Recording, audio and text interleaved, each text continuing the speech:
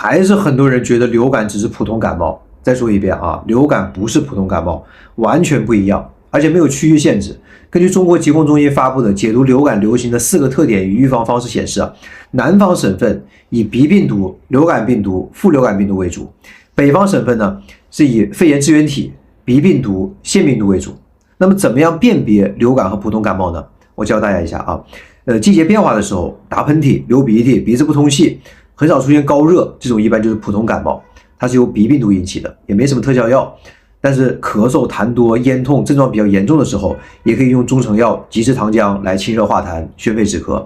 但是流感就不一样了啊，高烧啊，一下子就烧到这个39、40度了，很容易发展成肺炎，发烧也是反反复复的啊，烧了退，退了又烧，整个人就蔫了啊，没精神了，而且这个传染性特别强，家中有一个中招的，全家可能都跑不了了。而对于流感呢，